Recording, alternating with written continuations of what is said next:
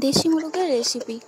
নুন আর লেবু মাখিয়ে প্রথমে মাংসটাকে ম্যারিনেট করে নেব।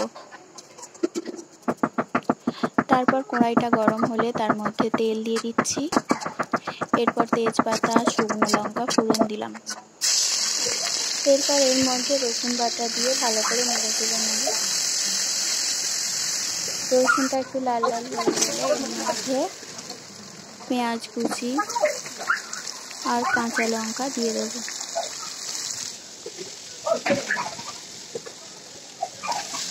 তেল একটু কম লাগছিল বলে একটু তেল দিলাম। এবার এগুলোকে ভালো করে নেড়ে কষিয়ে নেব। একটু রঙের জন্য একটু চিনি দিলাম। এবার টমেটো কুচি দিয়ে দিলাম। এবার এগুলো সবগুলোকে ভালো করে মিশিয়ে নিলাম। এরপর এর মধ্যে আদা বাটা দিলাম। এবার সবগুলোকে ভালো করে মিশিয়ে নিলাম। এর মধ্যে 3 চামচ হলুদ আর 2 চামচ শুকনো লঙ্কা গুঁড়ো লঙ্কা দিয়ে ভালো করে মিশিয়ে নিয়েছিলাম। তারপরে ভালো করে মশলাটাকে কষে এর মধ্যে মাংসটাকে ঢেলে দিলাম। এবার ভালো করে মাংসটাকে নেড়ে নেব।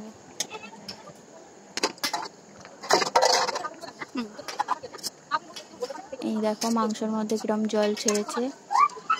দেশি মাংস তাই প্রচুর জল বেরোচ্ছে।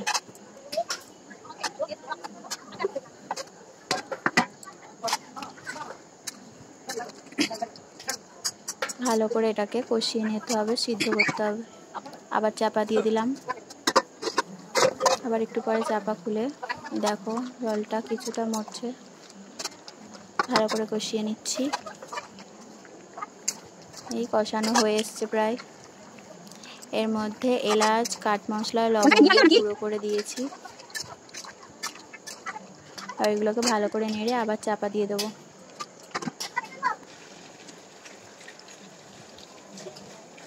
এবার এটা কষানো হয়ে গেছে। এর মধ্যে আলু, পেঁপে সব কিছু দিয়ে ভালো করে নেড়ে চেড়ে জল দিয়ে দেবো।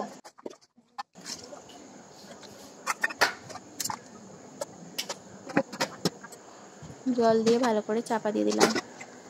আবার একটু পরে খুলে দেখাচ্ছি। দেখো জলটা ভালো ফুটে গেছে। আলুটা ভালো করে সিদ্ধ করে নেব।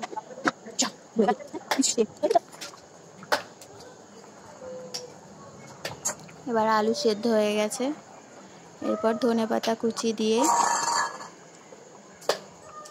নামিয়ে নেব।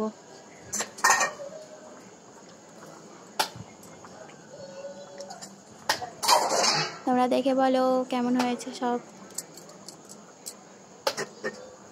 সবাই কমেন্ট করে জানাও কেমন লাগছে।